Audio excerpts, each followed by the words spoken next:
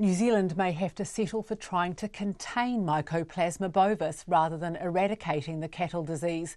The Ministry for Primary Industries says there's been a big jump in cases in the last 6 days, despite thousands of cows being culled already.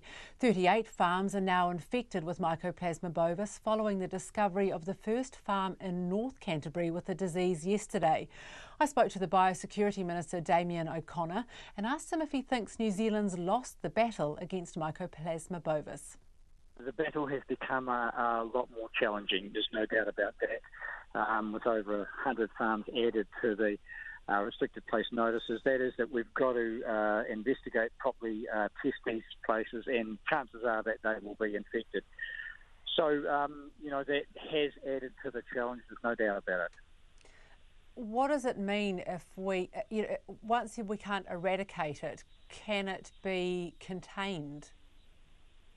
Well, we hope it can be. Most other countries actually have Mycoplasma bovis. We've been lucky not to have to face up to the disease. It does affect animals, as we know, but other countries have managed down the effect of the disease, and by culling animals, by probably building up some natural resistance. So we're not quite sure over a long period what the full effects of the disease will be. We will cull and get rid of animals that are identified as infected, so we can reduce the risk of any spread. But it will possibly get to a point where we think that that's not totally useful or productive. But those decisions have yet to be made. We're still focused on the possibility of eradication, but it is becoming more challenging. Even in terms of the containment, it's now as far north as the Wairarapa Upper. Can we, is there anything you can do that above and beyond what's happening now, because it's not really working, is it?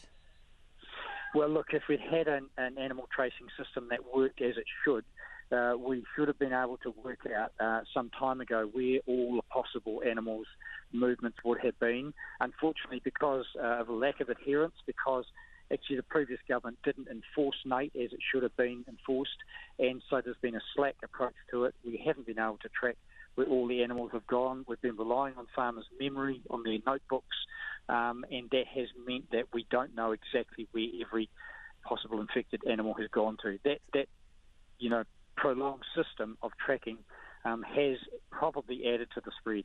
So what have you been doing since being in power to sort that out? You must have known it was there when you took over in government.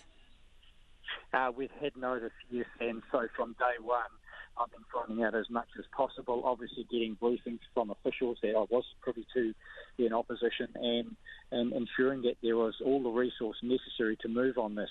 It's been a new challenge for everyone involved, for MPI, for the vets, for all the agencies, and even the laboratories. And so it's been a huge wake-up call and a huge challenge for everyone. We've been moving as fast as we can, and unfortunately, whether the spread had happened before, we even found out about it, we still haven't been able to ascertain that. What are the implications for New Zealand's export industry and all the sort of associated products with cattle if Mycoplasma bovis becomes just a part of raising cattle here? Look, there are no issues in terms of the meat or the products from the animals themselves, but there will be an effect on the animals in the way that we farm them and look after them. We want the very best standards of animal welfare, so if animals are affected by the disease, then we have to effectively, cull them, because there's no effective treatment of Mycoplasma bovis for animals. So that makes it very challenging for a farmer. No one likes to unnecessarily cull animals in their farming system. It will add to the costs, and I guess that's the long-term impact for New Zealand farming. And that is the Biosecurity Minister Damien O'Connor there.